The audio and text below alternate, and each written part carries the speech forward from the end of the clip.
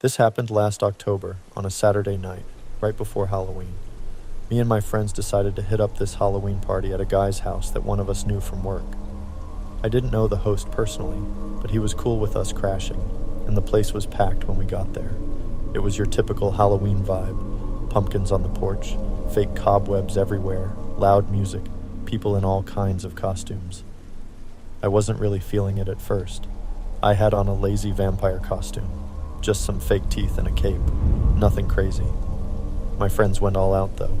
Tom dressed as Michael Myers, and Sarah went as a zombie bride.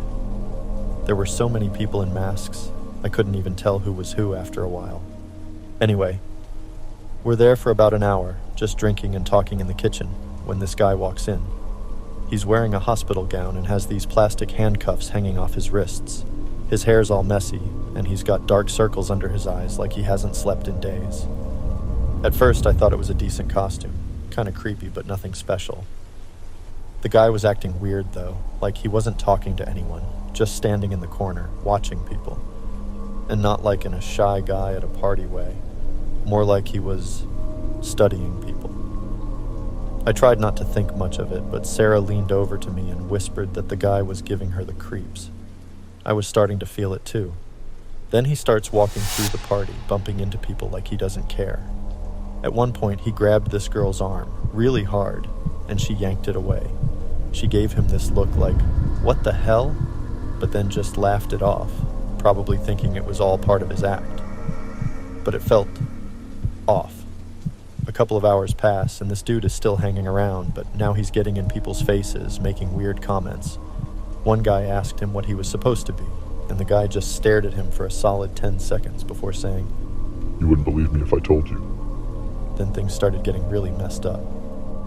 At some point, the host's dog, a big German shepherd, starts barking like crazy from the backyard. We all thought maybe someone was messing with it or something, but the barking wouldn't stop. A couple of people went outside to check, but when they came back in, they looked kind of freaked out.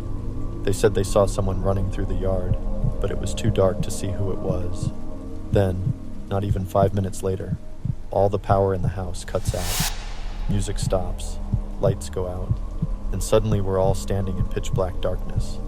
I could hear people freaking out, stumbling around to find their phones or a flashlight. Someone said it was probably just a blown fuse, but I had this bad feeling in my gut, like something wasn't right. People were using their phones as flashlights, and that's when I saw him again, the hospital gown guy, just standing there, in the middle of the living room, dead still. No phone in his hand, no nothing. He wasn't even moving. He was just staring straight ahead, eyes wide open, not blinking. Someone yelled, "Hey man, that's enough. The joke's over." But he didn't move. Not an inch.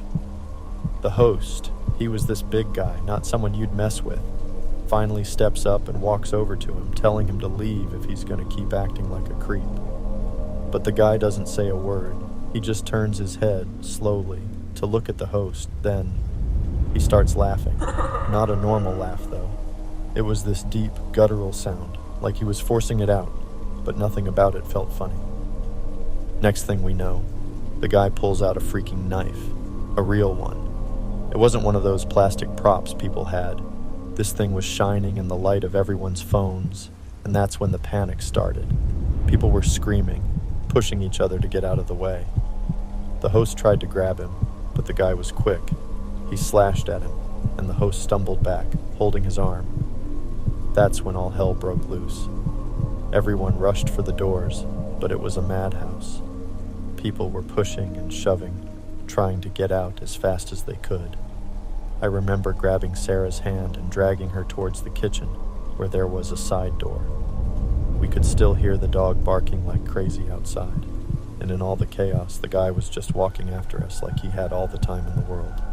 He wasn't even running, just following.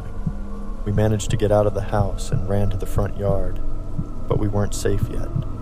People were still screaming inside, and when I looked back, the guy was just standing at the door, watching everyone leave. He didn't follow us outside, but that creepy grin on his face was burned into my brain. It felt like hours before the cops finally showed up. but it was probably only a few minutes. When they got inside, the guy was gone. Vanished. They searched the house and the backyard, but there was no sign of him. Later, we found out that the guy wasn't just some partygoer with a weird sense of humor. He was an actual patient who had escaped from a mental health facility about 30 miles away earlier that day. They said he was dangerous, but no one had seen him since. I don't know what his plan was or why he came to that party, but I can't stop thinking about how close we all were to something a lot worse happening. I won't be going to any Halloween parties this year,